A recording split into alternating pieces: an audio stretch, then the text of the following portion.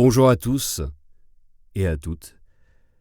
Aujourd'hui est un jour assez spécial, dans le sens où le sujet de la présente lecture historique me concerne.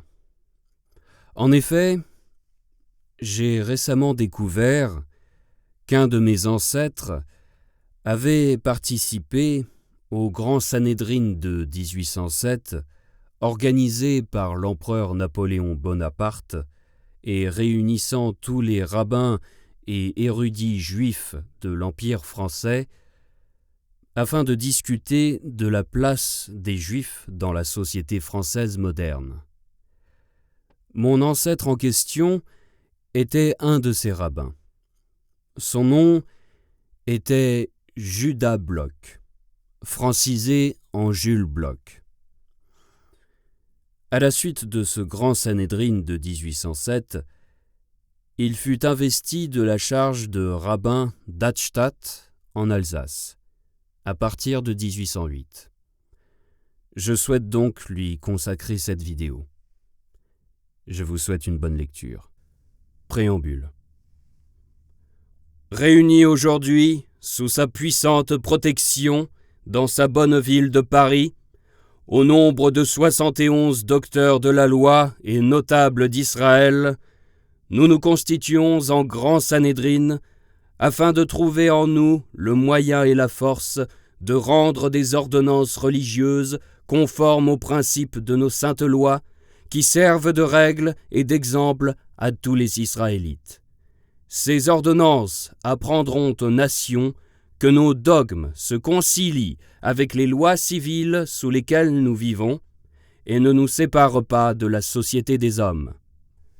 En conséquence, déclarons que la loi divine, ce pieux héritage de nos ancêtres, contient des dispositions religieuses et des dispositions politiques.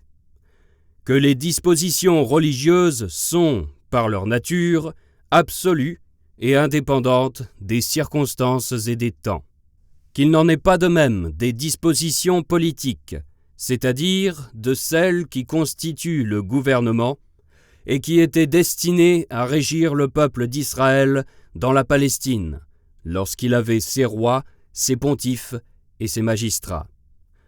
Que ces dispositions politiques ne sauraient être applicables depuis qu'ils ne forment plus un corps de nation. Que, en consacrant cette discrimination déjà établie par la tradition, le grand Sanhédrin déclare un fait incontestable qu'une assemblée des docteurs de la loi réunis en grand Sanhédrin pouvait seule déterminer les conséquences qui en dérivent. Que, si les anciens Sanhédrins ne l'ont pas fait, c'est que les circonstances politiques ne l'exigeaient point, et que, depuis l'entière dispersion d'Israël, aucun Sanhédrin n'avait été réuni avant celui-ci. Engagés aujourd'hui dans ce pieux dessein, nous invoquons la lumière divine de laquelle émanent tous les biens, et nous nous reconnaissons obligés de concourir à l'achèvement de la régénération morale d'Israël. Ainsi, en vertu du droit que nous confèrent nos usages et nos lois sacrées, et qui détermine que dans l'assemblée des docteurs du siècle réside essentiellement la faculté de statuer selon l'urgence des cas, et que requiert l'observance des dites lois, soit écrites, soit traditionnelles, nous procéderons dans l'objet de prescrire religieusement l'obéissance aux lois de l'État en matière civile et politique. Pénétrés de cette sainte maxime, que la crainte de Dieu est le principe de toute sagesse, nous élevons nos regards vers le ciel, nous étendons nos mains vers son sanctuaire, et nous l'implorons pour qu'il daigne nous éclairer de sa lumière, nous diriger dans le sentier de la vertu et de la vérité, afin que nous puissions y conduire nos frères pour leur félicité et celle de leurs descendants. Partant, nous enjoignons au nom du Seigneur notre Dieu, à tous nos corrélationnels de tout sexe, d'observer fidèlement nos décisions, statuts et ordonnances, regardant d'avance tous ceux de France et du royaume d'Italie qui les violeraient ou en négligeraient l'observation comme pécheurs notoirement contre la volonté du Seigneur Dieu d'Israël. Article 1er. Polygamie. Le Grand Sanhédrin, légalement assemblé ce jour 9 février 1807, et en vertu des pouvoirs qui lui sont inhérents, examinant s'il est licite aux Hébreux d'épouser plus d'une femme, et pénétré du principe généralement consacré dans Israël, que la soumission aux lois de l'État en matière civile et politique est un devoir religieux. Reconnaît et déclare que la polygamie permise par la loi de Moïse n'est qu'une simple faculté, que nos docteurs l'ont subordonnée à la condition d'avoir une fortune suffisante pour subvenir aux besoins de plusieurs épouses, que, dès les premiers temps de notre dispersion, les Israélites répandus dans l'Occident, pénétrés de la nécessité de mettre leurs usages en harmonie avec les lois civiles des États dans lesquels ils s'étaient établis, avaient généralement renoncé à la polygamie comme à une pratique non conforme aux mœurs des nations. Que ce fut aussi pour rendre hommage à ce principe de conformité en matière civile que le synode, convoqué à Worms en l'an 4790 de notre ère et présidé par le rabbin Gerson, avait prononcé anathème contre tout Israélite de leur pays qui épouserait plus d'une femme. Que cet usage s'est entièrement perdu en France, en Italie et dans presque tous les États du continent européen, où il est extrêmement rare de trouver un Israélite qui ose enfreindre à cet égard les lois des nations contre la polygamie.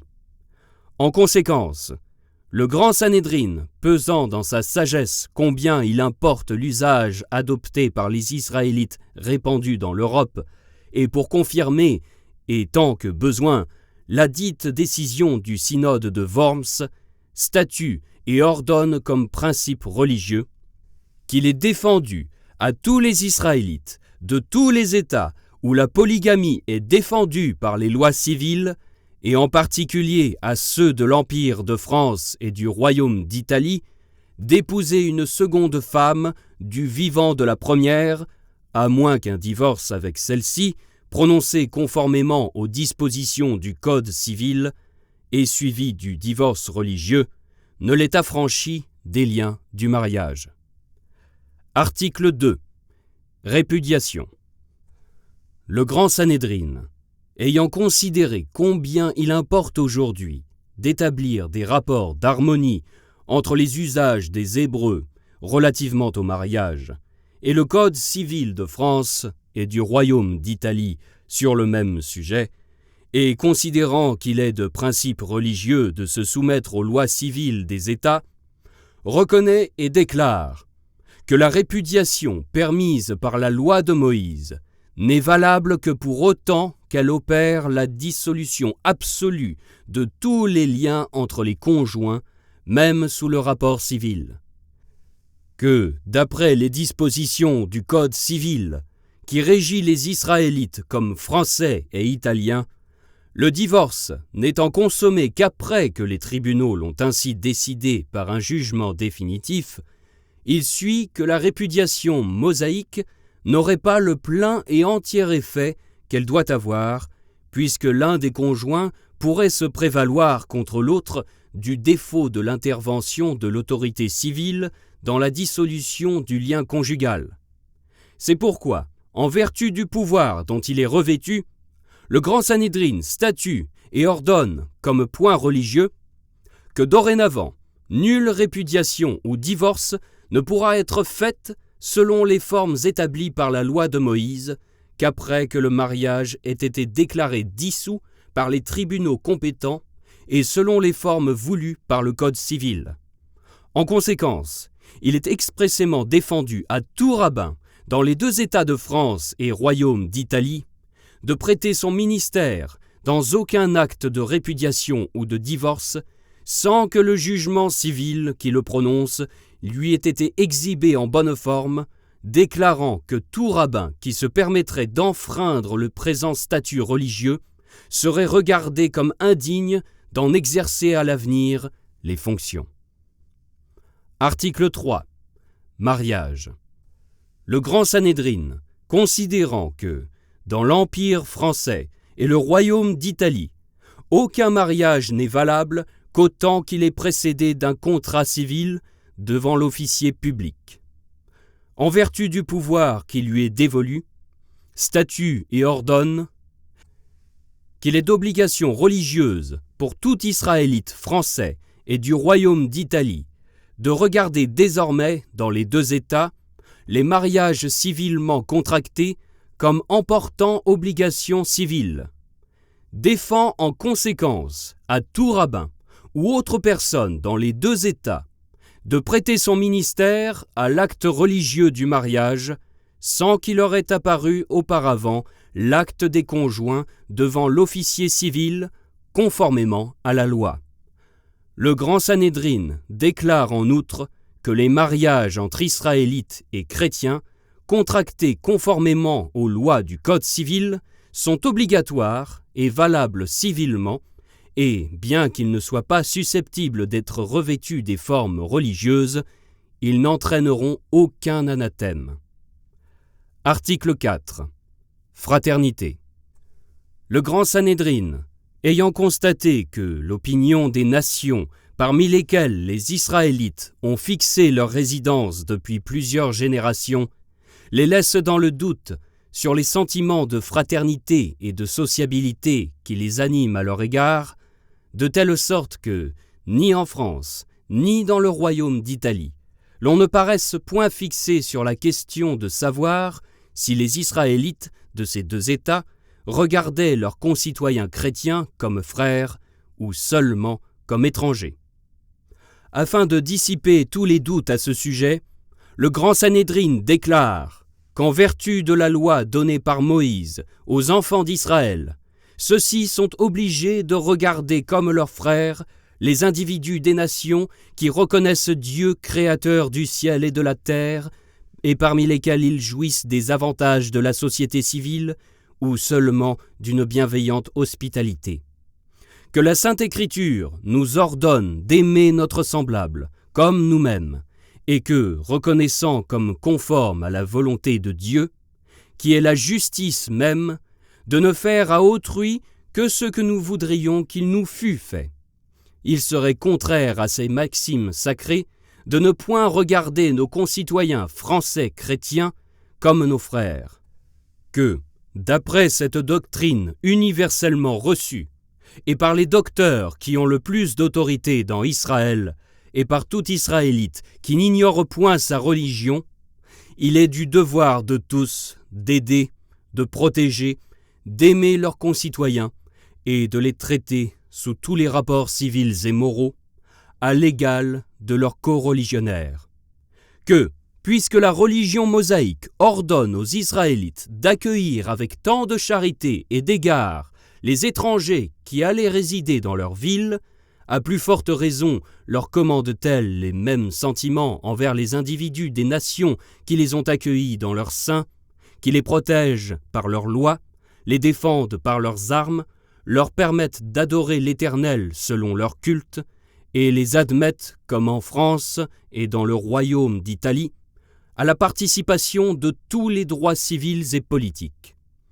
D'après ces diverses considérations, le Grand Sanhédrin ordonne à tout Israélite de l'Empire français, du royaume d'Italie et de tout autre lieu de vivre avec les sujets de chacun des États dans lesquels ils habitent, comme avec leurs concitoyens et leurs frères, puisqu'ils reconnaissent Dieu créateur du ciel et de la terre, parce qu'ainsi le veut la lettre et l'esprit de notre sainte loi. Article 5. Rapports moraux.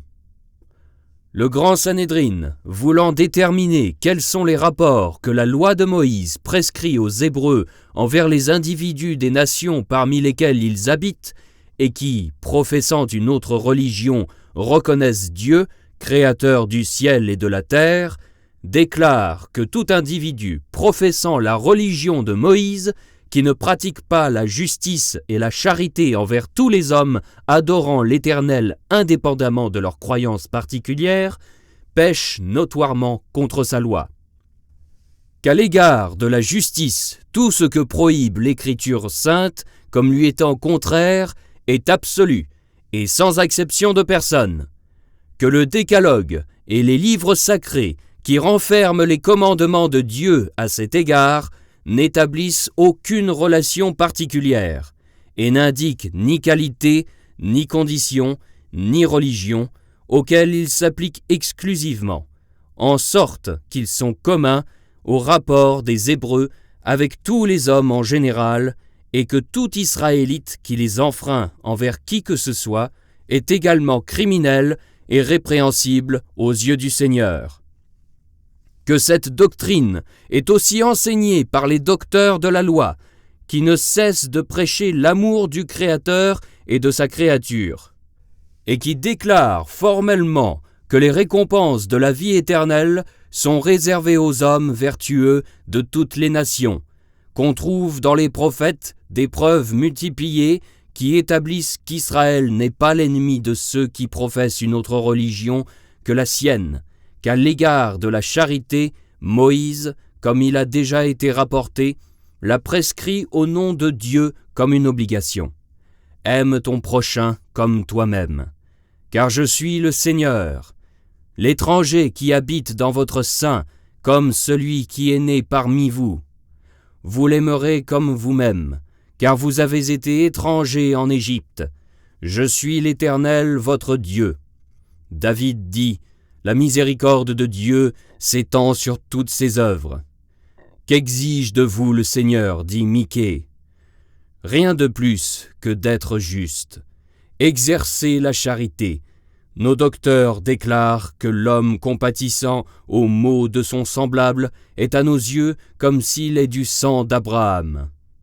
Que tout Israélite est obligé envers ceux qui observent les Noachides, quelle que soit d'ailleurs leur région, de les aimer comme ses frères, de visiter leurs malades, d'enterrer leurs morts, d'assister leurs pauvres comme ceux d'Israël, et qu'il n'y a point d'acte de charité dont ils puissent se dispenser envers eux.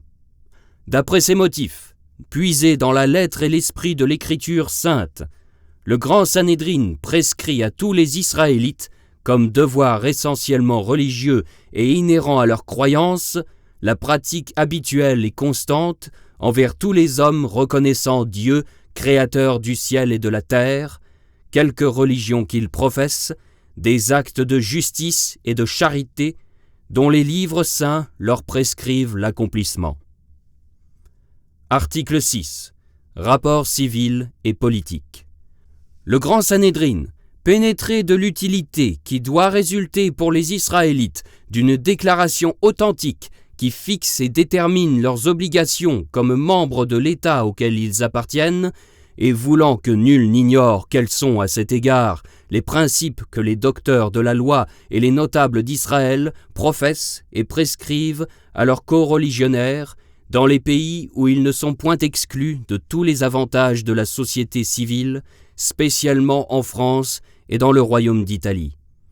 Déclare qu'il est de devoir religieux pour tout Israélite né et élevé dans un État ou qui en deviennent citoyens par résidence ou autrement, conformément aux lois qui en déterminent les conditions, de regarder le dit État comme sa patrie.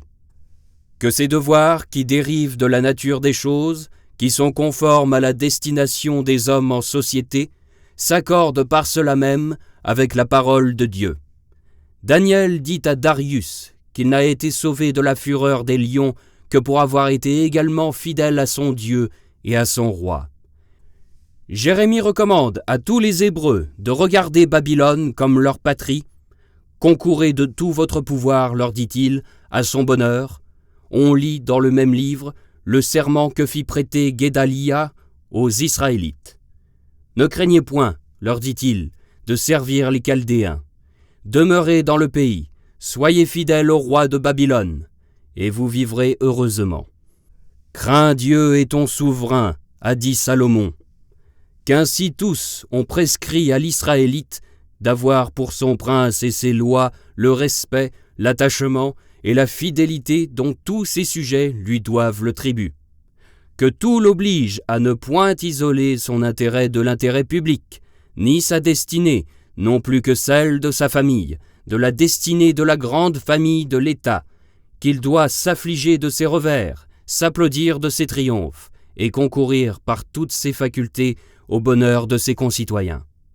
En conséquence, le grand Sanhédrin statue que tout Israélite, né et élevé en France et dans le royaume d'Italie, et traité par les lois des deux États comme citoyen, est obligé religieusement de les regarder comme sa patrie, de les servir, de les défendre, d'obéir aux lois et de se conformer dans toutes ses transactions aux dispositions du Code civil.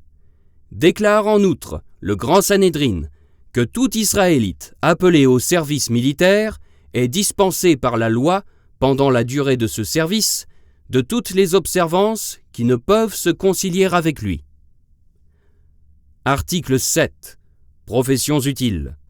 Le grand Sanhédrin, voulant éclairer les Israélites, et en particulier ceux de France et du royaume d'Italie, sur la nécessité où ils sont et les avantages qui résulteront pour eux, de s'adonner à l'agriculture, de posséder des propriétés foncières, d'exercer les arts et métiers, de cultiver les sciences qui permettent d'embrasser des professions libérales et considérant que si, depuis longtemps, les Israélites des deux États se sont vus dans la nécessité de renoncer aux travaux mécaniques et principalement à la culture des terres, qui avait été dans l'ancien temps leur occupation favorite, il ne faut attribuer ce funeste abandon qu'aux vicissitudes de leur état, à l'incertitude où ils avaient été, soit à l'égard de leur sûreté personnelle, soit à l'égard de leur propriété, ainsi qu'aux obstacles de tout genre que les règlements et les lois des nations opposent au libre développement de leurs industries et de leur activité. Que cet abandon n'est aucunement le résultat des principes de leur religion ni des interprétations qu'en ont pu donner leurs docteurs, tant anciens que modernes, mais bien un effet malheureux des habitudes que la privation du libre exercice de leurs facultés industrielles leur avait fait contracter, qu'il résulte, au contraire, de la lettre et de l'esprit de la législation mosaïque, que les travaux corporels étaient en honneur parmi les enfants d'Israël, et qu'il n'est aucun art mécanique qui leur soit nominativement interdit, puisque la Sainte Écriture les invite et leur recommande de s'y livrer. Que cette vérité est démontrée par l'ensemble des lois de Moïse et de plusieurs textes particuliers, tels entre autres que ceci. Psaume 127. Lorsque tu jouiras du labeur de tes mains, tu seras bien heureux, et tu auras l'abondance. Proverbes chapitres 28 et 29. Celui qui laboure ses terres aura l'abondance, mais celui qui vit dans l'oisiveté est dans la disette. Ibidem chapitres 26 et 27. Laboure diligemment ton champ, et tu pourras après édifier ton manoir. Misna, traité d'Abot, chapitre 1. Aime le travail et fuis la paresse. Qu'il suit évidemment de ces textes non seulement qu'il n'est point de métier honnête interdit aux Israélites, mais que la religion attache du mérite à leur exercice, qu'il est agréable aux yeux du Très-Haut que chacun s'y livre et en fasse, autant qu'il dépend de lui, l'objet de ses occupations. Que cette doctrine est confirmée par le Talmud qui, regardant l'oisiveté comme la source des vices, déclare positivement que le père qui n'enseigne pas une profession à son enfant l'élève pour la vie des brigands. En conséquence, le grand Sanhédrin, en vertu des pouvoirs dont il est revêtu, ordonne à tous les Israélites, et en particulier à ceux de France et du royaume d'Italie, qui jouissent maintenant des droits civils et politiques, de rechercher et d'adopter les moyens les plus propres à inspirer à la jeunesse l'amour du travail et à la diriger vers l'exercice des arts et métiers, ainsi que des professions libérales, attendu que ce louable exercice est conforme à notre sainte religion, favorable aux bonnes mœurs, essentiellement utile à la patrie, qui ne saurait voir dans des hommes désœuvrés et sans état que de dangereux citoyens. Invite en outre le grand Sanhédrin les Israélites des deux États de France et d'Italie d'acquérir des propriétés foncières comme un moyen de s'attacher davantage à leur patrie, de renoncer à des occupations qui rendent les hommes odieux ou méprisables aux yeux de leurs concitoyens, et de faire tout ce qui dépendra de nous pour acquérir leur estime et leur bienveillance. Article 8. Prêt entre Israélites. Le Grand Sanhédrin, pénétré des inconvénients attachés aux interprétations erronées qui ont été données au verset 19, chapitre 23 du Deutéronome et autres de l'Écriture sainte sur le même sujet, et voulant dissiper les doutes que ces interprétations ont fait naître, et non que trop accréditer sur la pureté de notre morale religieuse relativement au prêt, déclare que le mot hébreu « necher » que l'on a traduit par celui d'usure a été mal interprété, qu'il n'exprime dans la langue hébraïque qu'un intérêt quelconque, et non un intérêt usuraire, que nous ne pouvons entendre par l'expression française d'usure qu'un intérêt au-dessus de l'intérêt légal, là où la loi a fixé un taux à ce dernier. De cela, seul que la loi de Moïse n'a pas fixé ce taux, l'on ne peut pas dire que le mot hébreu « necher » signifie un intérêt illégitime. Qu'ainsi, pour que là qu'il y eût lieu de croire que ce mot eût la même acceptation que celui d'usure, il faudrait qu'il en existât un autre qui signifiât intérêt légal. Que ce mot n'existant pas, il suit nécessairement que l'expression hébraïque « necher » ne peut point signifier usure. Que le but de la loi divine, en défendant à un hébreu le prêt à intérêt envers un autre hébreu, était de resserrer entre eux les liens de la fraternité, de leur prescrire une bienveillance réciproque et de les engager à s'aider les uns les autres avec désintéressement. Qu'ainsi, il ne faut considérer la défense du législateur divin que comme un précepte de bienfaisance et de charité fraternelle, que la loi divine et ses interprètes ont permis ou défendu l'intérêt selon les divers usages que l'on fait de l'argent. Est-ce pour soutenir une famille? L'intérêt est défendu. Est-ce pour entreprendre une spéculation de commerce qui fait courir un risque aux capitaux du prêteur? L'intérêt est permis quand il est légal, ou qu'on peut le regarder comme un juste dédommagement. Prêter aux pauvres, dit Moïse, ici le tribut de la reconnaissance. L'idée d'être agréable aux yeux de l'Éternel est le seul intérêt. Le salaire du service rendu est dans la satisfaction que donne la conscience d'une bonne action. Il n'en est plus de même de celui qui emploie des capitaux dans l'exploitation de son commerce. Là, il est permis au prêteur de s'associer au profit de l'emprunteur. En conséquence, le Grand Sanhédrin déclare, statue et ordonne comme devoir religieux à tous les Israélites, et particulièrement à ceux de France et du royaume d'Italie, de n'exiger aucun intérêt de leurs coreligionnaires, toutes les fois qu'il s'agira d'aider le père de famille dans le besoin par un prêt walicieux. Statue en outre que le profit légitime du prêt entre coreligionnaires n'est religieusement permis que dans le cas de spéculations commerciales qui font courir un risque au prêteur, ou en cas de lucre cessant, selon le taux fixé par la loi de l'État. Article 9. Prêt entre Israélites et non-Israélites.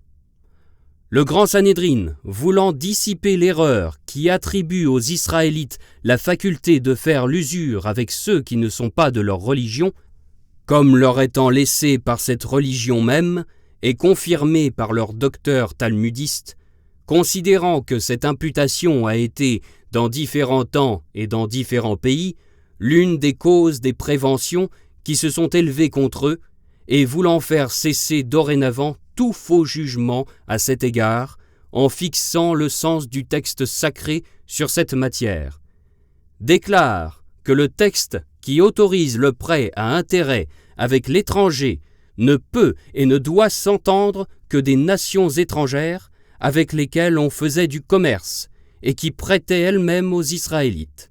Cette faculté était basée sur un droit naturel de réciprocité. Que le mot « norri » ne s'applique qu'aux individus des nations étrangères et non à des concitoyens que nous regardons comme nos frères. que même à l'égard des nations étrangères, l'Écriture sainte, en permettant de prendre d'elle un intérêt, n'entend point parler d'un profit excessif et ruineux pour celui qui le paie, puisqu'elle nous déclare ailleurs que toute iniquité est abominable aux yeux du Seigneur.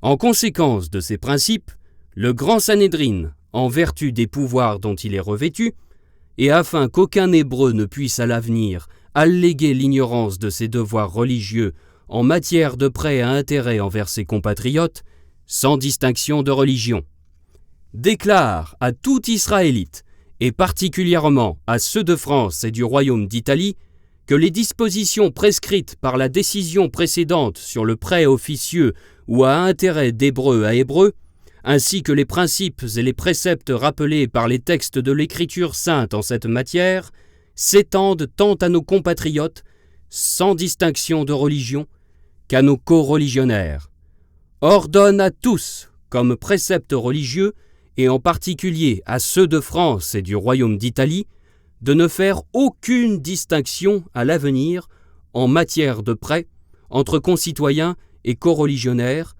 le tout conformément au statut précédent. Déclare en outre que quiconque transgressera la présente ordonnance viole un devoir religieux et pêche notoirement contre la loi de Dieu. Déclare enfin que toute usure est indistinctement défendue, non seulement d'hébreu à hébreu et d'hébreu à concitoyens d'une autre religion, mais encore avec les étrangers de toutes les nations, regardant cette pratique comme une iniquité abominable aux yeux du Seigneur. Ordonne également le grand Sanhédrin à tous les rabbins, dans leurs prédications et leurs instructions, de ne rien négliger auprès de leurs coreligionnaires pour accréditer dans leur esprit les maximes contenues dans la présente décision. Nous, sous-signés, certifions véritable la présente et conforme au registre des procès-verbaux du grand Sanhédrin.